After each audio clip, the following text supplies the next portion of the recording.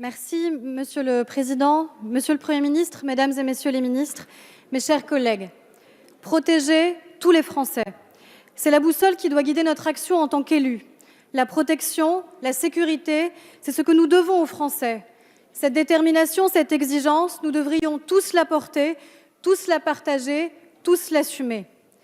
Au moment même où notre pays est frappé par un attentat à Nice qui touche une nouvelle fois à notre identité, nous pensons aux victimes et à leurs familles.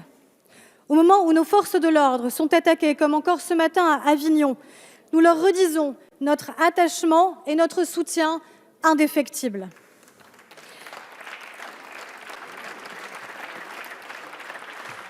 Alors que nous rendrons hommage lundi dans nos écoles à Samuel Paty et à tous les enseignants qui doivent pouvoir librement faire cours et guider nos enfants vers la voie de l'émancipation, il serait impensable que notre hémicycle se taise. Nous sommes ici par la volonté du peuple et nous refusons que notre pays, notre République, notre démocratie cède face aux menaces, au fanatisme, aux prédicateurs, aux terroristes. Au moment même où notre pays fait face, comment imaginer que nous ne soyons pas capables de faire œuvre d'unité nationale pour faire face à une crise mondiale, inédite, profonde et durable ? Oui, nous devrions pouvoir assumer pour la protection des Français les mesures vitales et, disons-le, parfois même brutales qui doivent être prises face à la crise sanitaire. Vitales, car c'est la vie des Français dont il s'agit, quels que soient les âges, quels que soient les territoires. Si nous procrastinons, si nous avons la main qui tremble devant le risque de l'impopularité, alors ce sont nos concitoyens que nous envoyons en première ligne. Alors ce sont nos soignants auxquels nous dirons demain « choisissez ». Choisissez qui est prioritaire, qui peut vivre et qui peut mourir. J'entends que certains préfèrent soigner des clientèles électorales plutôt que de se donner les moyens de soigner les Français. Les mêmes qui ont voté contre l'état d'urgence sanitaire, contre les budgets permettant d'augmenter nos capacités de lits en réanimation, contre la revalorisation des carrières et des rémunérations de nos soignants. Contre, encore contre, toujours contre. Nous ne pouvons pas appeler à la responsabilité des Français et faillir devant les nôtres. Il y a moins de deux semaines, le Sénat votait la réouverture des bars et des discothèques. Il y a moins d'un mois, des élus nous expliquaient que le virus n'était pas le même à Marseille et à Paris. Le Gorafi semble parfois être devenu la norme d'une partie de la classe politique française, mais ce n'est pas drôle, c'est désespérant. Merci aux faux prophètes qui savent aujourd'hui ce qu'il aurait fallu faire avant-hier. Merci aux diseuses de bonne aventure qui ont tout vu et tout su avant les autres, avant les épidémiologistes, avant les scientifiques, avant les soignants. Merci à ceux qui ont la chance inouïe d'être emplis de tant de certitudes. La gestion d'une telle crise sanitaire, oui, c'est insupportable en effet, demande du calme, demande du sang-froid, de l'humilité et une capacité d'adaptation constante. Au sein de notre majorité, nous ne tremblerons pas parce que nous continuerons à protéger les Français. Si les mesures annoncées sont vitales, nous le savons, elles sont aussi brutales. Brutales car si le virus tue, la crise économique fait aussi des victimes. Nous sommes depuis des mois au cœur d'une équation impossible. Sauver des vies et sauver notre vie économique. Qui peut imaginer que l'on prononce de gaieté de cœur des fermetures administratives ? Qui peut imaginer que cette décision est prise sur un coin de table ou à la légère ? Elle est prise car elle est aujourd'hui la seule décision responsable. Je le dis aux chefs d'entreprise, à nos patrons de TPE et de PME, à nos artisans et à nos commerçants. Vous n'êtes en rien responsables de la crise sanitaire que nous connaissons.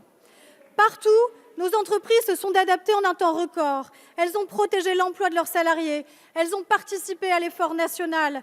Elles ont démontré leur solidarité. Elles ont mis en œuvre des protocoles sanitaires exigeants, se sont équipées, se sont adaptées, se sont numérisées. Elles ont continué à prendre des risques et à investir. Je comprends votre désarroi et même je comprends votre colère. Vous ne serez pas et vous ne pouvez pas être les victimes collatérales d'une crise que vous n'avez ni provoquée ni accélérée. Quoi qu'il en coûte, oui, l'État sera à vos côtés.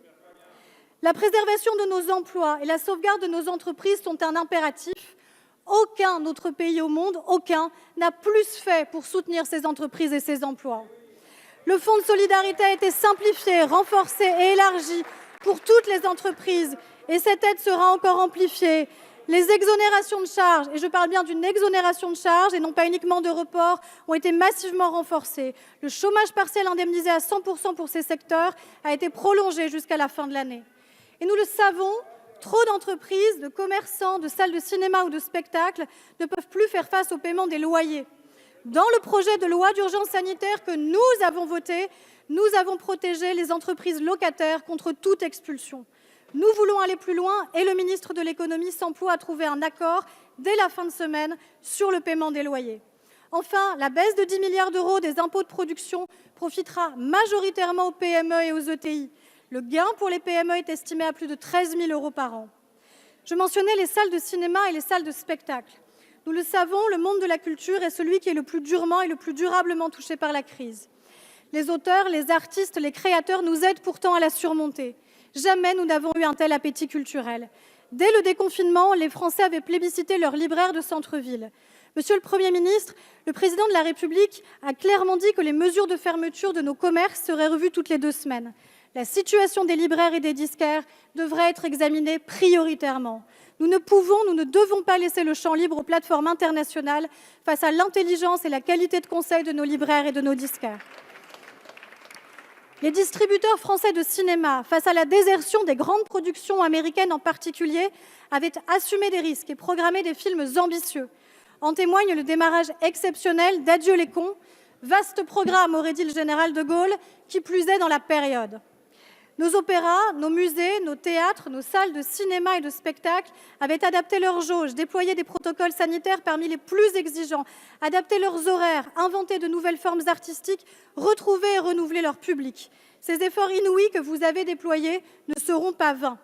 Ce nouveau confinement est un crève-cœur pour les publics, mais surtout pour des milliers de femmes et d'hommes pour qui tout s'arrête à nouveau, avec une brutalité inouïe. Des milliers d'artistes, d'auteurs, de créateurs menacés dans leurs conditions de vie même pour les plus précaires d'entre eux.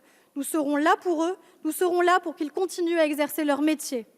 Au printemps, le monde de la culture a déjà bénéficié de plus de 5 milliards d'euros de mesures d'urgence, dont près d'1 milliard pour l'année blanche en faveur des intermittents du spectacle. Lors des premières mesures de couvre-feu, ont été mis en place des mécanismes de soutien à hauteur de 115 millions d'euros. 115 millions pour la musique, le théâtre et les intermittents qui ne sont pas pris en charge par d'autres dispositifs. Le cinéma, afin de soutenir tant les distributeurs que les exploitants. La hausse de près de 5% du budget de la culture, obtenue par Madame la Ministre, auxquels viennent s'ajouter les 2 milliards d'euros du plan de relance, sont des preuves manifestes d'un engagement inédit et massif. Et nous le savons, il devra s'inscrire dans la durée. Là encore, les députés de la majorité seront au rendez-vous. Enfin, l'économie ne doit ni s'arrêter ni s'effondrer. Nous le savons, les plus touchés par la crise sanitaire sont les jeunes. Les crises économiques sont les jeunes. 700 000 d'entre eux arrivent chaque année sur le marché du travail. Ils ne seront pas une génération sacrifiée. Notre pays peut être fier de sa jeunesse. Plutôt que d'opposer les générations, plutôt que de dire « confinez les plus âgés » ou « soyez plus sévères avec les plus jeunes », comme si l'effort collectif ne reposait que sur quelques-uns, nous croyons à la force d'une société fraternelle. Cette génération que l'on caricature si souvent a démontré sa force, sa résilience et sa solidarité.